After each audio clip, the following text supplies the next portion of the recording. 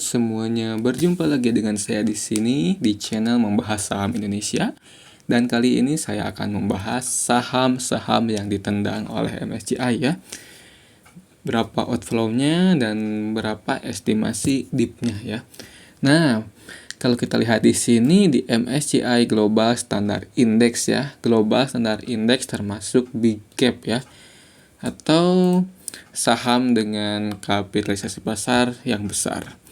Kalau kita di sini lihat ya, selain Indonesia yang masuk udah jelas 0, yang keluar 6. Kita lihat di Malaysia. Malaysia juga terjadi hal yang sama ya, masuk 0, keluar 6, sama seperti Indonesia. Jepang lebih parah. Jepang masuk 3, keluar 14. Taiwan juga sama seperti Indonesia. Taiwan yang masuk 1, keluar 7. Jadi total 6 ya. Korea juga keluar ya. Korea masuk 0, keluar 3. Hanya India yang inflow ya. Kalau Korea, Taiwan, Filipina, Indonesia, Malaysia, Jepang out ya. China juga out 2 saham. Kenapa MSCI banyak membuang saham-saham di dunia?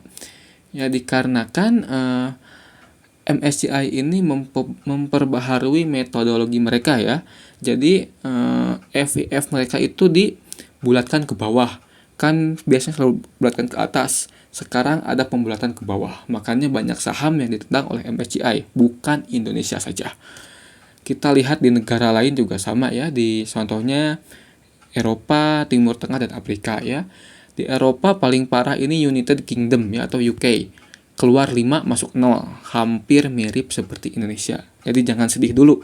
Ini bukan hanya di Indonesia, tapi di berbagai bursa saham ya, karena pembaruan metodologi dari MSCI. Lalu di Amerika juga sama, yang masuk hanya 7, keluar 19. Kanada ini 0 ya. Meksiko dikit, Brasil malah inflow. Kalau kita lihat di Indonesia, nah Indonesia yang keluar nih Aman, AMMN, Brand. Kalau Brand dan DSSA udah pasti out ya, dikarenakan masuk ke daftar HSC ya. Lalu ada Petrindo atau Cuan, ada TPIA juga, Chandra Asri, lalu Alfamart ya. Untuk Alfamart ini turun ke small cap. Lalu kita cek yang small cap. Nah, di sini MSCI Global Small Cap Index. Kalau kita lihat di small cap, terjadi inflow ya. Di Australia, inflow 5 saham. Di Jepang, inflow 10. Yang masuk 32, yang keluar 22. Di Hong Kong, inflow 1. Di Malai juga inflow 1. Indonesia keluar 13, masuk 1. Yang masuk juga itu AMRT ya, yang turun ke small cap. Dan ini Jepang, Australia juga bukan nambah saham ya, tapi yang dari big cap turun ke small cap seperti itu. Di sini Taiwan juga banyak yang masuk, Korea juga banyak yang masuk, Thailand ada 1, India banyak yang keluar ya. India yang keluar banyak, China yang keluar juga banyak. Lalu kita lihat di Eropa. Untuk Eropa, United Kingdom-nya yang masuk 12, tapi ini penurunan dari big cap ya. Bukan saham baru yang naik ke small cap, seperti itu. Dan untuk small cap yang paling parah Indonesia ya. Indonesia keluar 13 saham. Ini lumayan parah. Kalau kita lihat di datanya, aneka tambang ANTM. Jadi FIF yang diperbaharui ini mempengaruhi saham ANTM, sehingga ANTM ditendang dari MSCI. Padahal free float market cap mereka besar. Tapi dalam perhitungan MSCI, free float market cap mereka tidak mencukupi ya. Di sini ada 13 saham ya. Kalian pasti sudah pada tahu saham-saham apa saja yang ditendang. Nah, kira-kira ini outflow-nya berapa million ya. Langsung kita lihat dari data ini. Kita akan cek. Kira-kira berapa outflow-nya ya. Nah, di sini kita cek outflow-nya, kita perbesar dulu gambarnya. Oke, terlalu besar. Nah, ini untuk ini ya. untuk big cap dulu. Nah, di sini NTM akan keluar estimasinya sebesar 70 million ya. 70 miliar dolar ya, dalam dolar. Dan untuk Antam ini outflow-nya dikit ya, dikarenakan ADV-nya hanya 2. Berarti untuk mengeluarkan 70 million dolar ini hanya butuh 2 hari. Dari Apich ya, untuk Apich ini 27 million dan ADV-nya ini gede banget. Jadi fund manager butuh 157 hari untuk keluar total dari Apich. Kecuali terjadi lonjakan volume ya, ada yang mau nampung di bawah. Nah, di sini paling parah itu Antam 70 million, besar banget. Lalu tidak ada inflow ya, tidak ada yang inflow, semuanya dalam kurung. Dalam kurung artinya outflow. Dalam kurung artinya outflow. Oh, ternyata ada yang inflow nih. Powon ya, Pakubon inflow 08 million ya, atau 800.000 dolar, tapi ini dikit banget, tidak akan mempengaruhi harga Powon juga. Untuk Bumi 0 ya, nggak ada inflow, nggak ada outflow. Untuk film 0, ITMG 0. Dan totalnya yang keluar dari small cap ini sebesar 353. Ada outflow 353 million. Itu dikit banget. Tapi yang paling besar di ini nih, dari big cap untuk paling besar.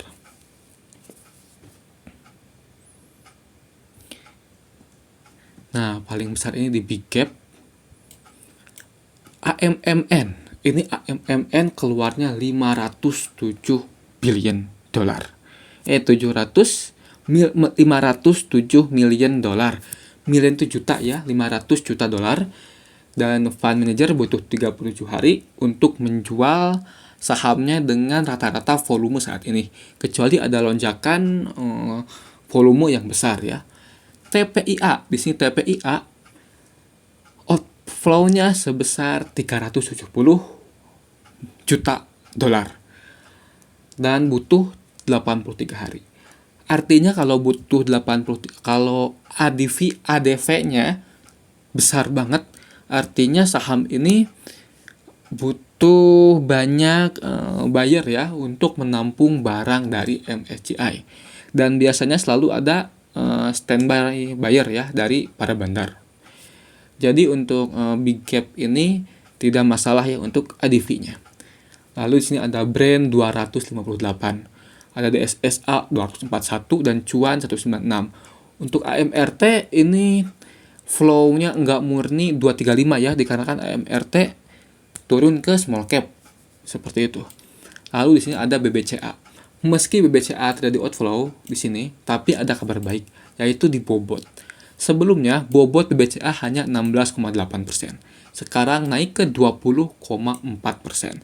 Lalu ASII juga terjadi penambahan bobot dari 6 ke 6,6. BBRI terjadi penambahan bobot 2% dari 11 ke 13. Ini sebuah kabar baik ya. Meski dalam jangka pendek akan terjadi outflow ini ya. Outflow 321, outflow 207, outflow 205. Untuk jangka pendek mungkin akan buruk ya. Tapi untuk jangka panjang ini bagus banget. Kenapa bagus banget? Karena bobot di MSCI untuk saham-saham tertentu seperti BBCA, ASI, BBRI naik ya bobotnya. Jika harga rupiah menguat terhadap dolar, maka akan terjadi inflow besar pada saham-saham yang bobotnya naik nih. Akan terjadi inflow besar dikarenakan bobotnya besar.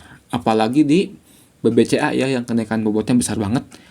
Di BMRI juga naik bobot. Untuk Goto bobotnya sama. Kenapa Goto bobotnya sama? Dikarenakan harganya gocap. Dan ini juga outflow 90 juta dolar. Kemungkinan tidak akan terrealisasi ya jika harga saham tetap digocap. Mungkin akan terjadi over besar di harga 50 ya.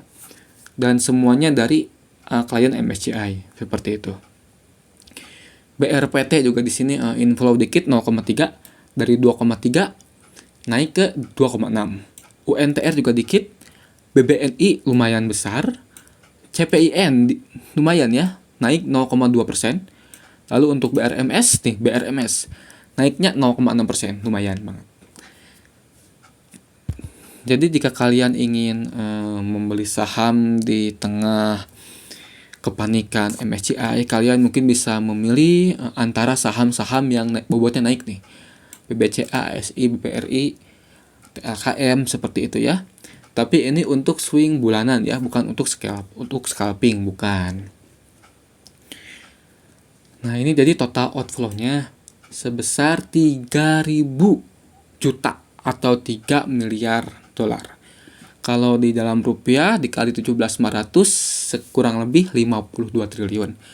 Berarti dari bulan Mei ini akan terjadi outflow dari foreign sebanyak 52 triliun dan semuanya dari klien MSCI ya.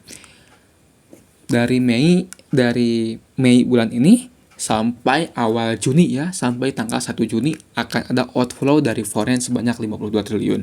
Dan foreignnya ini foreign MSCI.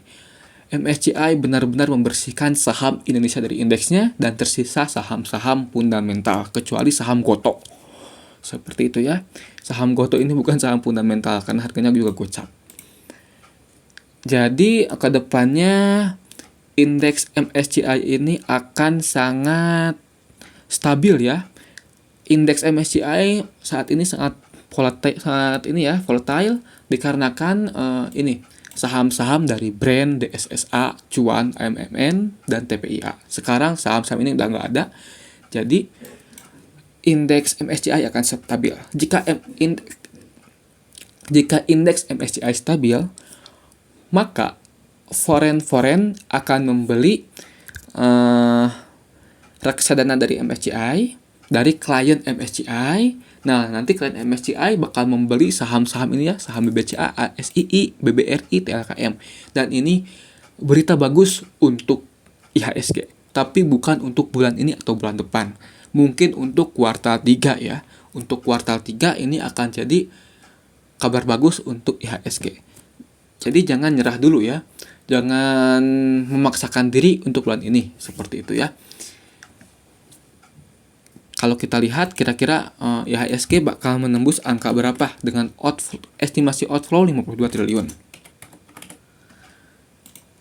Kalau kita cek pada hari ini tanggal 13, foreignnya itu keluar sebesar 1,35 triliun ya, atau satu hari MBG lebih 3 jam gitu ya.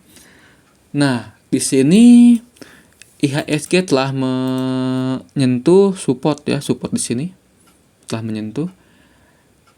Dikarenakan tekanan asing masih tinggi, ada kemungkinan IHSG akan kembali turun ya.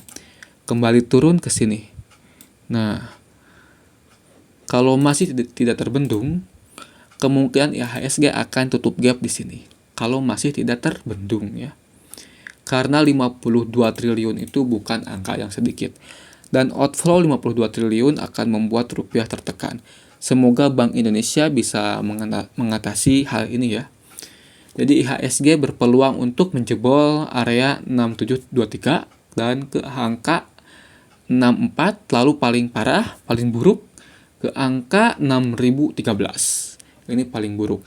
Semoga saja para fund lokal, para asuransi lokal, pokoknya instansi lokal, pokoknya institusi lokal mampu menyerap barang buangan dari MSCI, terutama untuk BPJS, untuk asuransi milik negara ya, bisa menampung outflow dari MSCI. Dan IHSG bisa kembali pulih setelah MSCI outflow. IHSG berpotensi kembali rebound ya.